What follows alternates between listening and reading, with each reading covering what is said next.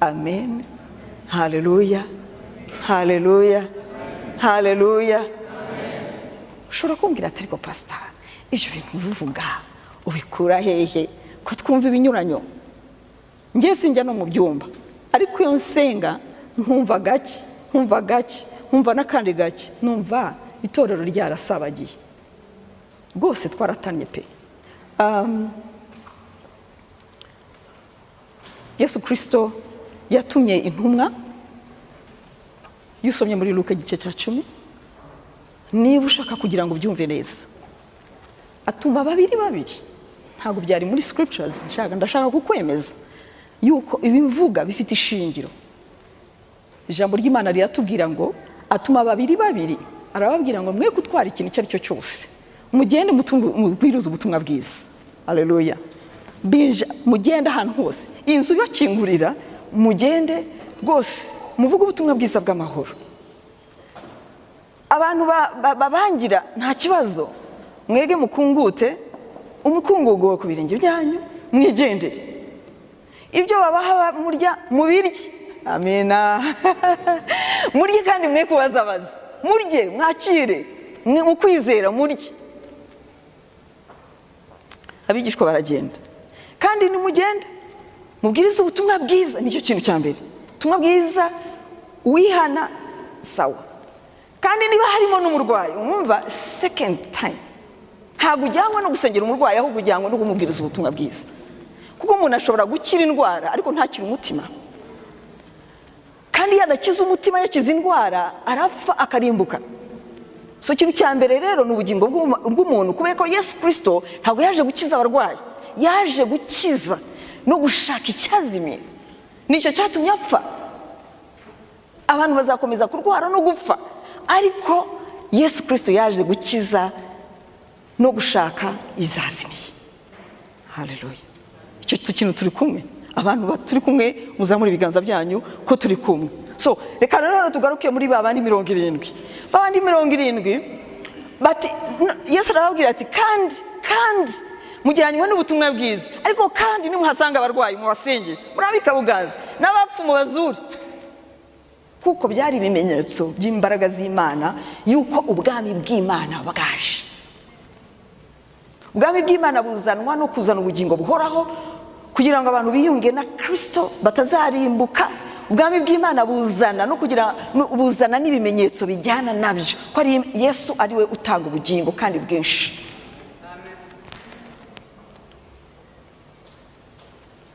Kandi abantu bafite abadayimoni nabo mu basengere mubirukana. Imana ishimwe cyane. Barongera baragaruka, baza banezerewe, bishimye, biteraje ku Mwami Yesu. Umva ikintu bamubwiye, usome neza, ntabwo bamubwiye ngo abantu bakijijwe. Baravuze ngo abantu, ngo waruzi ko n'abadayimoni batwumvira. Uzi ikintu Yesu yavuze? Ngo ntimwishimire ko abadayimoni babumvira, ahubwo mwishimire ko yuko amazina yanyu yanditswe mu gitabo cy'ubugingo.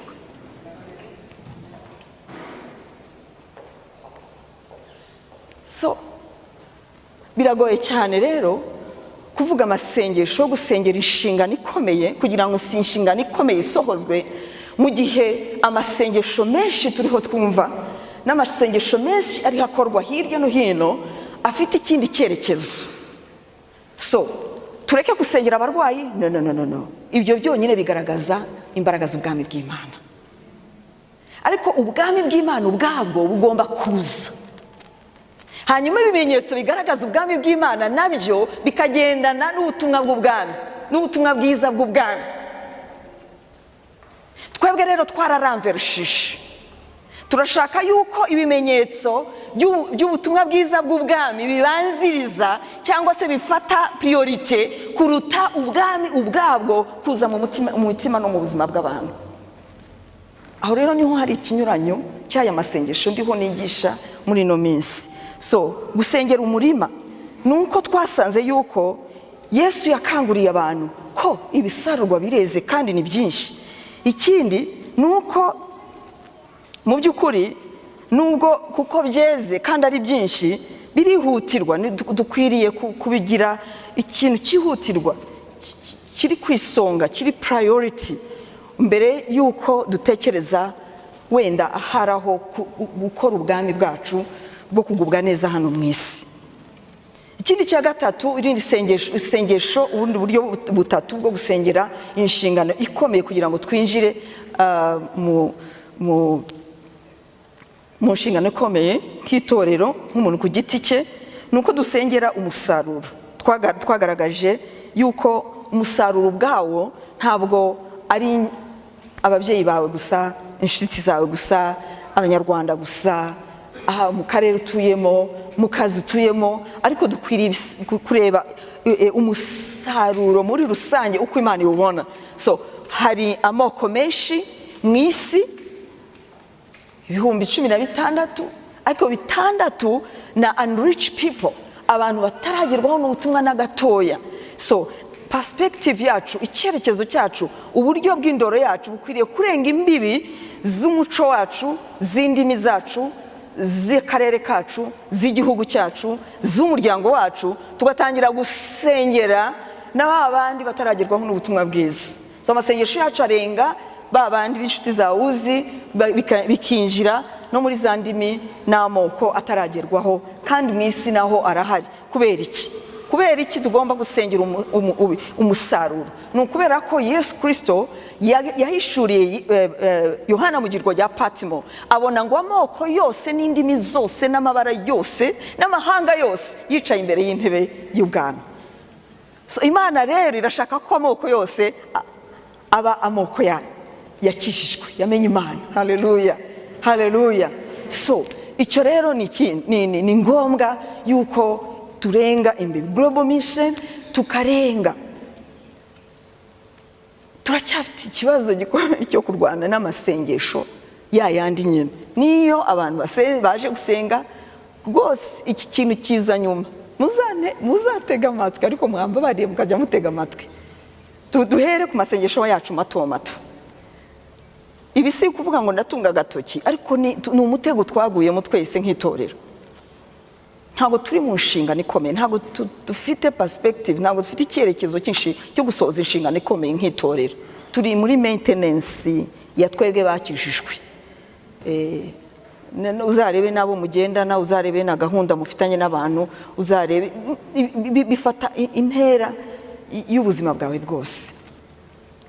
Ariko ikindi gituma tureba amoko yose umusaruro mu buryo rusange, nuko Bibiliya ivuga muri Matayo, aravuga ngo ubutumwa bwiza bw'ubwami bugomba kubwirizwa amahanga yose mbere yuko yamperukiza. Ni bangahe turi hano dushaka ko Yesu Kristo agaruka akatujyana mu ijuru? Hari condition, nuko ubutumwa bwiza bw'ubwami bugomba kubwirizwa amahanga yose mbere yuko agaruka, kubera ko yapfiriye amahanga yose. Niba Yesu Kristo yarapfiriye amahanga yose, arashaka kugira ngo abantu bagire choice. Ntabwo bivuze yuko abantu bose bazumva bazizera, ariko at least tugomba kubaha amahirwe. So kugira ngo rero ibyo bibe, tugomba gusenga hano. Tugusenga Data w'ibisarurwa, akadushyiramo iyo vision, global vision. Tugomba gusenga Data w'ibisarurwa rwose, akaduha muri twebwe abasaruzi benshi, natwe akaduhindura abasaruzi. Ibyo bushakashatsi ndabyihoreye byagaragaje nyine abantu bataragerwaho n'ubutumwa bwiza.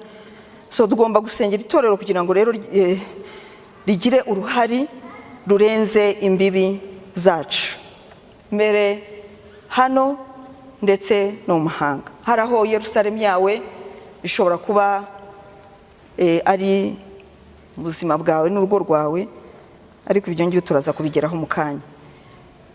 Gusenga mu bundi buryo bwa kane ni ugusenga kugira ngo twimirire umwanzi w'ibisarurwa. Ntabwo Satani ashaka ko abantu bakizwa kabisa. Akora iki rero? Hari strategies nyinshi, hari ingamba nyinshi akoresha, ntabwo nagiye muri details, ariko ndagira ngo nguhe ibintu bike bikomeye tutitaho, tudakunze kureba cyane, kandi biri mu nshingano zacu nk'itorero. Muri Matayo igice cya 13 twarahasomye ubushize, hatwereka uburyo umwanzi akora. Cyambere nuko iyo dusomye muri Matayo 13 umurongo wa 19 tugasimbuka tukajya kuri 28, ni umugani tuzi benshi, nawe uzajye kuwusoma, ariko ni umubibyi wabibye. So ijambo ry'Imana ririho riravugwa, televiziyo, amaradiyo, nubwo wenda byose tutazi niba ibiriho bivugwa ari ubutumwa bwiza, ariko Yesu ari haravugwa. Ariko umurongo wa 19 hagaragaye ikibazo mu gihe cy'ibiba. Imbuto zirera ariko umwanzi araza abiba urukungu. Hari icyo tubona kuri uwo mugani, aravuga ngo uwumva wese ijambo ry'ubwami ntarimenye, umubi araza agasahura ikibibwe mu mutima we, ngo uwo ni usa n'izibibwe mu nzira. Uyu munsi dore mwereka ikintu kiri mu itorero gikomeye. Abantu benshi bariho barisuka mu matorero, ariko iri jambo ry'Imana kugira ngo turimenye, nayo nkubwire ngo icyo kintu kiri dangerous. Niba utazi ikintu kirinze itorero uyu munsi wa none, ni ijambo ry'Imana. Kuki Yeremiya aravuga ngo dore ijambo ryanjye ndaririnda kugira ngo ndisoze. Ntabwo Imana isoza amagambo y'abantu, ntabwo Imana isoza amarangamutima y'abantu. Imana iri inyuma y'ijambo ryayo kugira ngo risoze. Ariko nkwereke n'ikindi kintu, nuko ijambo ry'Imana ari inkota. Ntushobora kujya ku rugamba udafite intwaro iri offensive. Bishoboka, umwanzi arakuvuyanga. So ijambo ry'Imana rero ni uburinzi bukomeye. Haleluya. Ni uburinzi burinda ibitekerezo byawe, kuko battlefield ya mbere, urubuga rwa mbere shitani akiniramo ni hano, in the mind. Iyo rero utuzuye ijambo ry'Imana, iyo utuzuye kumenya Imana, shitani akurekera mu byumba, shitani akurekera mu misozi, shitani akurekera ahantu hose havuga ijambo ry'Imana. Nako afatira amateraniro, wumva uzi, kubera ko wamenyereye kuba mu gusenga, ahantu hose basenga uragenda, ariko ntabwo ushobora kumva ijambo ngo wongere wakire irindi jambo utigeze ugira icyo umenya mu ijambo rya mbere wamenye. Kimwe niri kure